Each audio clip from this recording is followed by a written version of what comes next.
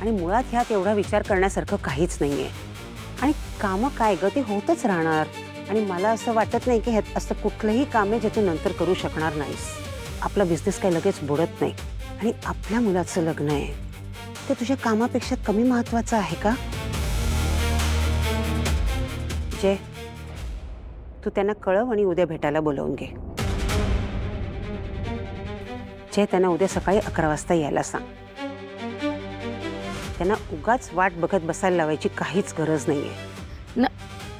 तेजू, जय, आता मी सांगते तसंच कर.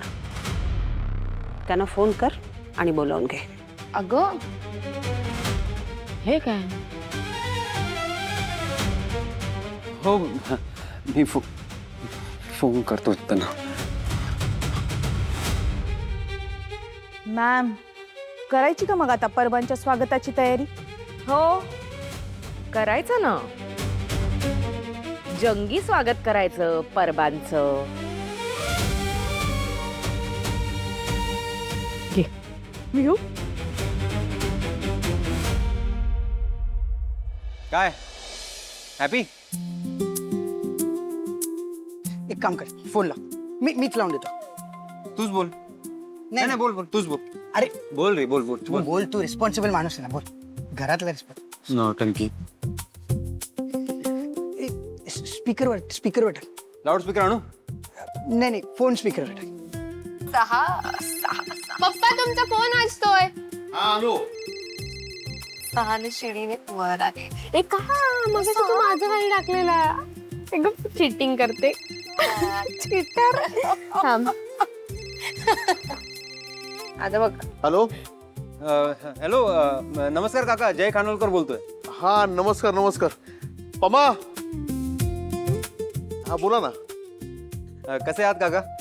आम्ही मस्त, तुम्ही कसे आहात? आम्ही पण मस्त, मजेत.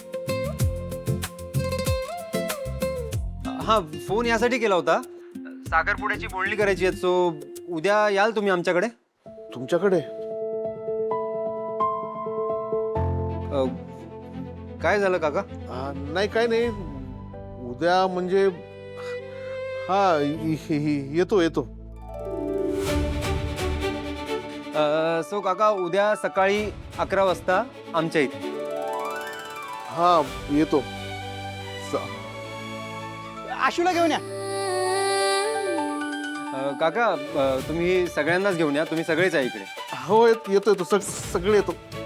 ओके. अगं ते उद्या साखरपुड्याची बोलणी करायला बोलवत आहे सगळ्यांना आपल्याला. तुमचा सूट शिवायला टाकूया. अगं स्वामी, काय ऐकलं का? ऐकलं पण आणि लाजली पण. ये आता आशुताई आणि गौतमजींचं लग्न होणार. हॅलो. थँक्यू बर का. हॅलो काका, थँक्यू कशाला? माझ्या सुद्धा भावाच्या आयुष्याचा प्रश्न आहे ना. फोन द्या ना मला. कट कर ना. हॅलो. बरं झालं ना तुम्ही देवापुढे साखर ठेवा, मी उमाताईला फोन करून येते.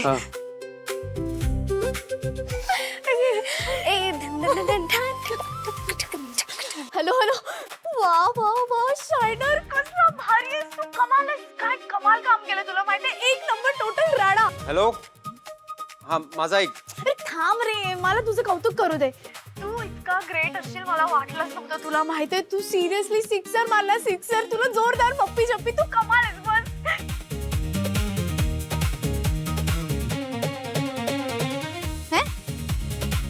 जाऊ.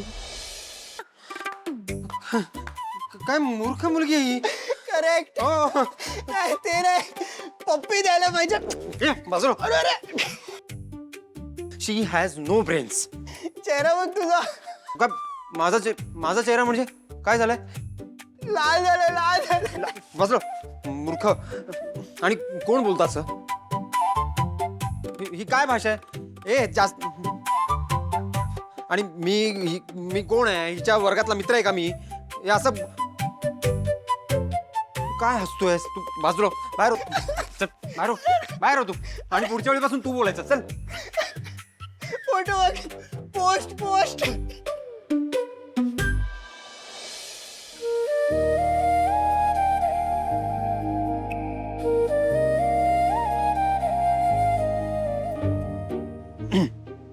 पप्पी काय पप्पी काही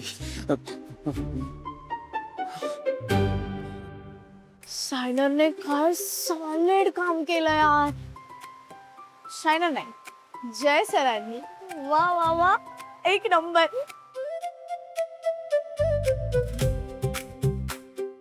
काही नाही बोलायचं होतं. बोल ना.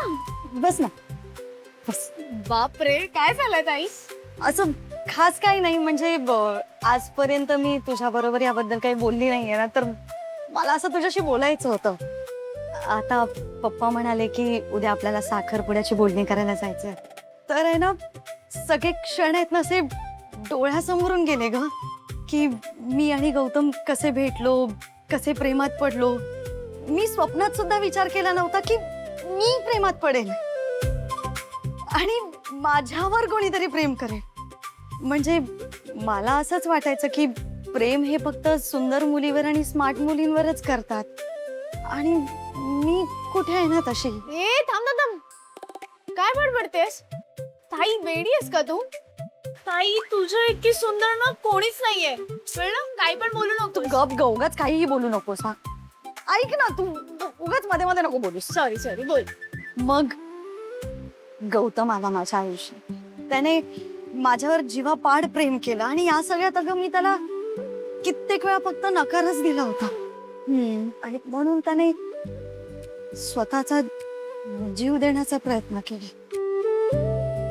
मला ना खरंच कधीच वाटलं नव्हतं की माझ्यावर कोणीतरी इतकं प्रेम करेल, तेही गौतम सारखा मुलगा. म्हणजे बघ ना, तो दिसायला सुंदर आहे, शिकलेला आहे, पैसेवाला आहे, त्याला सहज कोणीही पसंत करेल ना. मग तो माझ्या प्रेमात पडला. आणि मला माहितीये, म्हणजे जेव्हा मी त्याला पहिल्यांदा भेटले होते ना, तेव्हा मला तो अल्लड वाटला होता. मला असं वाटलं नव्हतं की पुढे जाऊन तो माझ्या आयुष्यात येणार आहे आणि माझ्यासाठी तो त्याच्या आयुष्यात इतके बदल करेल, जबाबदार बनेल, माझ्यासाठी सगळ्यांशी लढेल. प्रेम हे इतकं सुंदर असतं ग शरू. म्हणजे मी आता वेडी वाटत असेल तुला, पण 24 तास आहे ना, मी फक्त आणि फक्त गौतमचा विचार करते. म्हणजे तो जर इथे असता तर तो कसा वागला असता, त्याने माझ्याकडे कसं बघितलं असतं, मला बघून काय बोलला असतं, हे सगळे विचार येत आहेत माझ्या डोक्यात. म्हणजे मी वाटते तुला वेडी, पण आहे हे सगळं. मी ना एका वेगळ्या जगात आहे, ज्या जगात आहे ना फक्त मी आणि गौतम एकत्र आहोत. खूप खूप सुंदर फिलिंग आहे ग ही. आणि मला असं वाटतं की हे सगळं तू पण अनुभवावं, म्हणजे तू पण एकदा प्रेमात पडावं. खूप छान असतं हे सगळं. असं वाटतं की प्रत्येक माणसाने एकदा तरी मनापासून, अगदी मनापासून प्रेम करावं. तर असं वाटतं तू पण प्रेमात पडावं.